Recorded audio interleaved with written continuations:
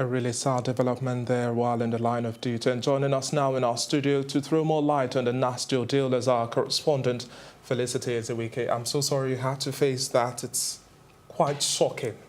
But yes, what would you say led to the whole meltdown from your own perspective? Because everything just seemed to degenerate so fast from the report you gave out there. When and where exactly? Yes, I think they were worried about bad publicity. And they had just seen me minutes back filming the Togolese protest with my phone. So apparently the young man recognized me and knew I was a journalist. And frankly, I didn't expect the situation to escalate or the police would shoot. By the time I became conscious of it, it was already too late. The young man had seen me and was running towards me. Towards you. The next thing I knew, there was a crowd. I was dragging my phone with them because I had suffered to record the Togolese protest, and that was my only bank of evidence that I was there. So aside the video that I just recorded, I couldn't lose it.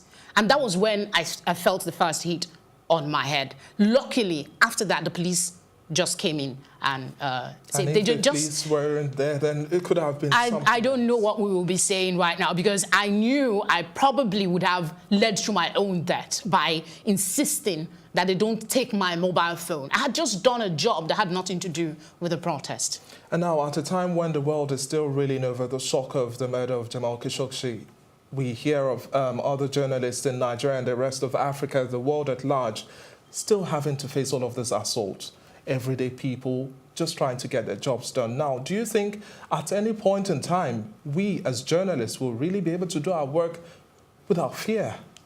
Well, I think if our security agencies are a bit more efficient, especially in this situation, yes, they saved me, but they were more worried about the reaction of the crowd.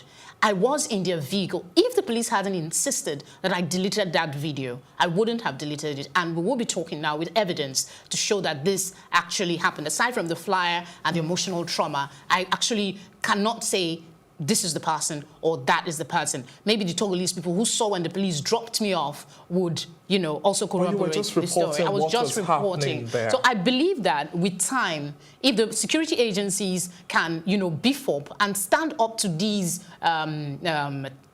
people that want to intimidate the public, is if I don't feel protected doing my job, the police does not guarantee that if I get a report, my report will come to the Nigerian public, then I don't know how we can, you know, in all honesty, be courageous when we know that you can be courageous at your own detriment. And even talking about being courageous, we find out, we also hear of reports whereby the security apparatus is even overwhelmed in certain instances. But now, what would you have done differently to have put yourself away from harm's way?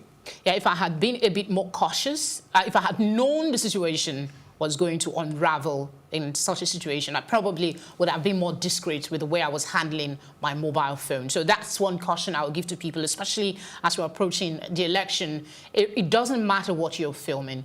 Let's be a bit more discreet. Because if probably I wasn't so obvious with my phone, that young man wouldn't have, you know, come after me the way he did. That's the one thing I would have done differently. I would have filmed a bit more discreetly so I don't get attacked by the mob. And hopefully we don't really have any unnecessary breakout of violence, and our security operatives are really able to live up to the expectation, their mandate of protecting the everyday Nigerian. Amen. Thank you very much for your times, Felicity, and thank you. We're thankful you're safe.